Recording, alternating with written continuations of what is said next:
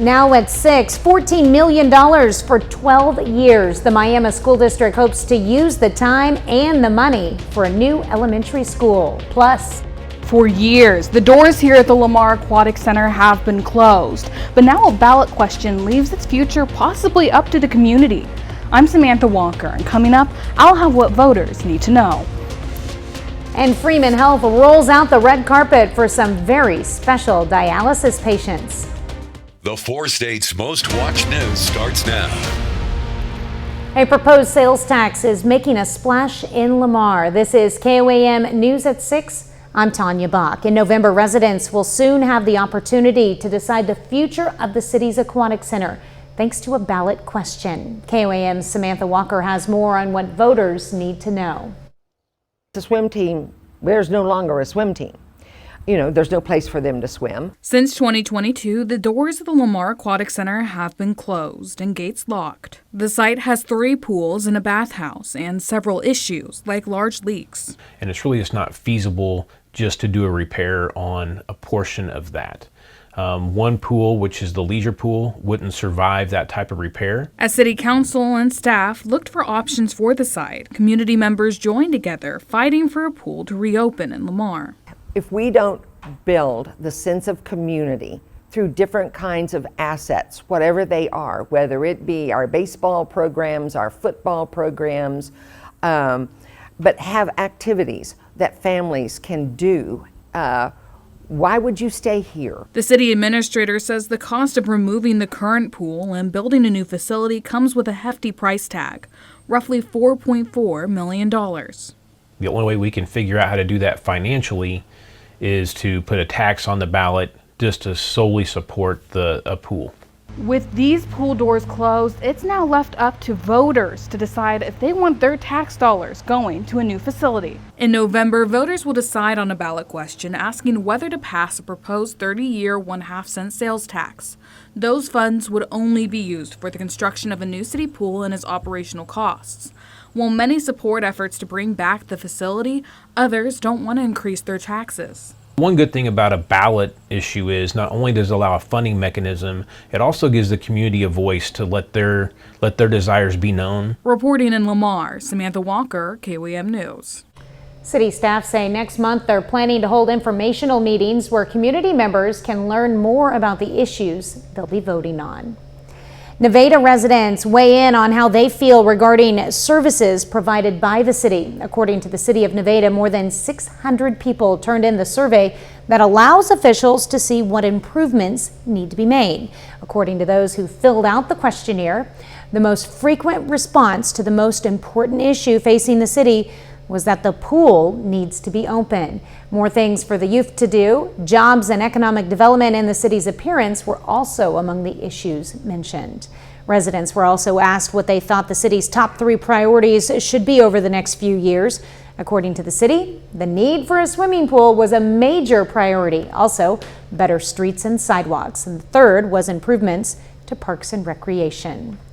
A bond issue could mean future learning opportunities for some students in Miami. The Miami School District is asking for a $14 million bond over the next 12 years. Now, this is a no tax increase bond. The money will go towards the building of a new lower elementary school next to Nichols School. The money will also upgrade the HVAC system at Nichols. The main reason we need this bond issue is for the safety of our students and staff. We want to be able to provide them with a safe place to go whenever there's bad weather, and we just haven't been able to do that. We've had to cancel classes, and that's just not sustainable for the long term. We need parents to know that their kids are safe when they're at school, and this issue will help us to do that. The election date for this bond issue is October 14th. The new Chief Justice of the Missouri Court now has several months on the bench. Judge Brent Powell is from Southwest Missouri and ultimately graduated from the University of Missouri-Columbia School of Law. He began his legal career in Kansas City before he was appointed to the state Supreme Court in 2017. Powell says he's bringing the things he learned in his youth into the high court chamber. People step up here, and that's what really, I learned a lot when I was growing up here, is that you got to step up and serve. And I learned that from my family, but I also learned it from the people who I grew up with. Powell will serve as the Chief Justice on the High Court for 2 years through June of 2027. Chief Meteorologist Doug Hetty joins us now with a first look at weather. Well, again, for us today, some hit-miss afternoon thunderstorms. A couple of those guys have been a little bit on the stronger side to low-grade severe, kind of split around Joplin and Pittsburgh. We had showers out across Kansas, Oklahoma earlier today, and then thunderstorms kind of erupt in southwestern Missouri, where there is a severe thunderstorm watch for our far eastern counties. But this whole batch is pushing out of the region. We do have severe thunderstorm warning once you get over toward Greenfield, so we're looking at Dade County, strong storms farther south, Lawrence County into Berry County, but a downward tick of thunderstorms as we go through the rest of the overnight hours tonight. We may get a few that try to pop up randomly through the evening hours and a couple little guys to start the day, but I actually think Friday is shaping up pretty nice. Temperatures are going to be very comfortable as well. More rain chances, though. We'll talk about that here in just a bit. All right, thanks, Doug.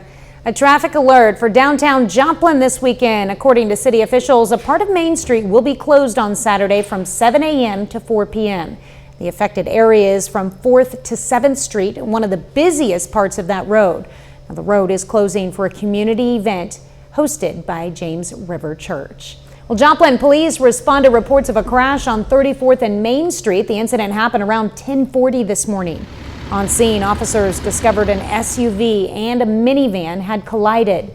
Both were off the west side of Main Street. The minivan had rolled over onto its side. Authorities took 2 people from the minivan to the hospital. The driver of the SUV was not injured. The Joplin Police Major Crash Team responded and is investigating the cause. This is a developing story. You can find more details on our website, KOAMnewsnow.com, as they become available.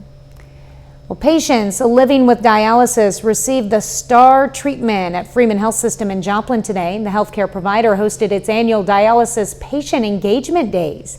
The event celebrates patients while also connecting them with important community resources, from mental health services and transplant centers to nursing care and medication support. Well, I hope that they learn some more about resources available to them, and I hope that they feel special and celebrated, and that they do realize that we care deeply about them and their dialysis treatment.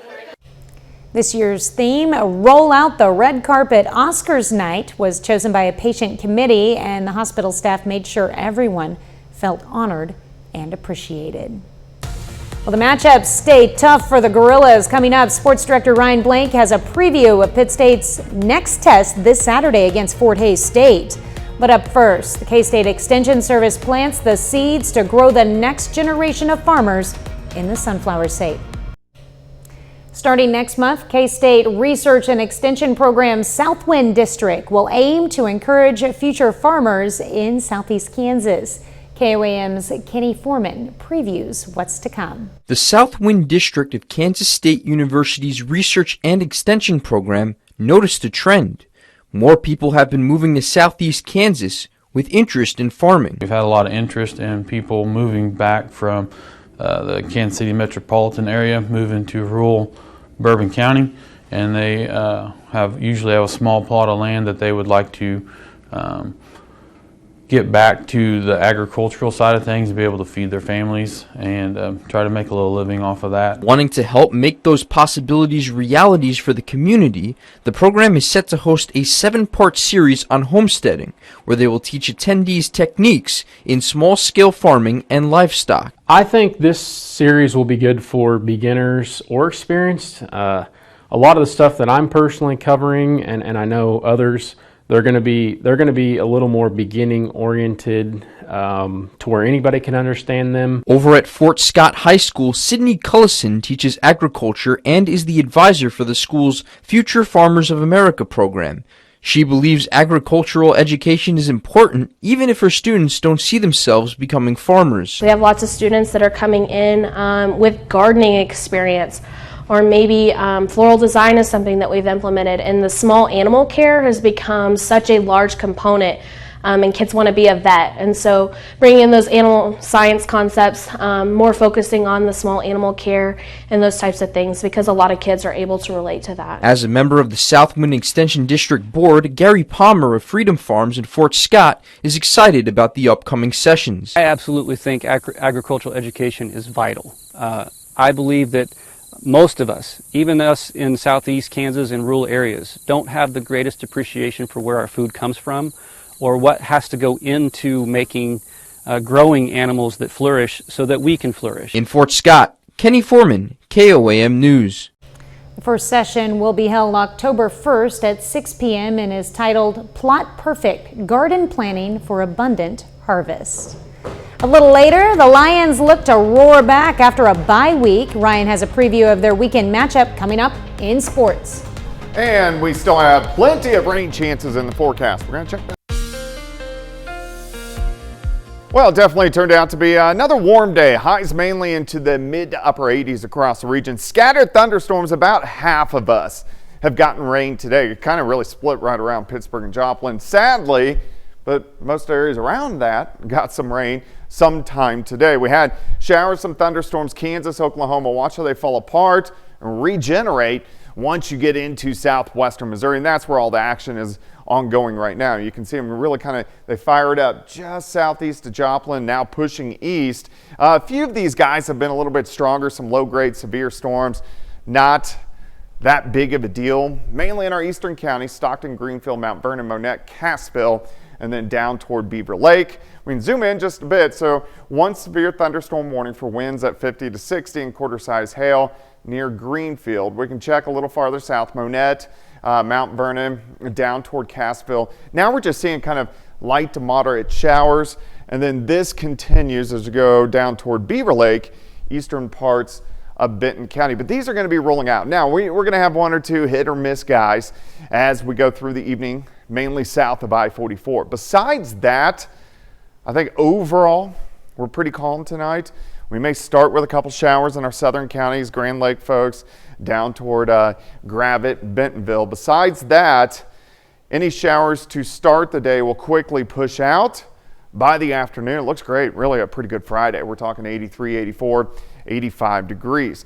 Heading into Friday night, another batch will try to develop, push in to kick off Saturday. So most likely scattered thunderstorms the first part of Saturday, then most of the day is going to be dry. As we get into Saturday night, scattered thunderstorms again to kick off Sunday. So it's kind of round after round after round. It's not widespread rain, it's spotty every time, but if we can add all that together, hopefully all of us will get some rain. 64 to start, 79 by noon, high temp 85. Let's go into 4-state Friday night.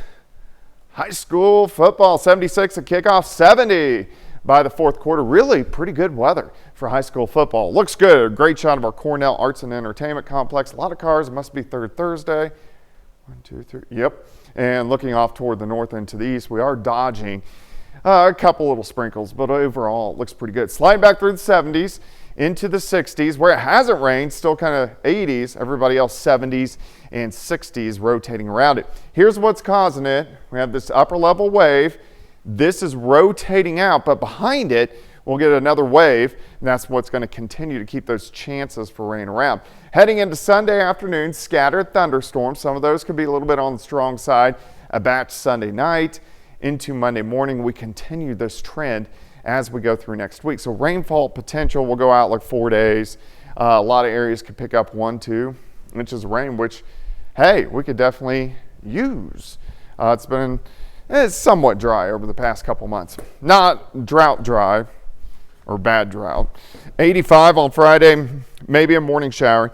86 Saturday, 87 Sunday and Monday.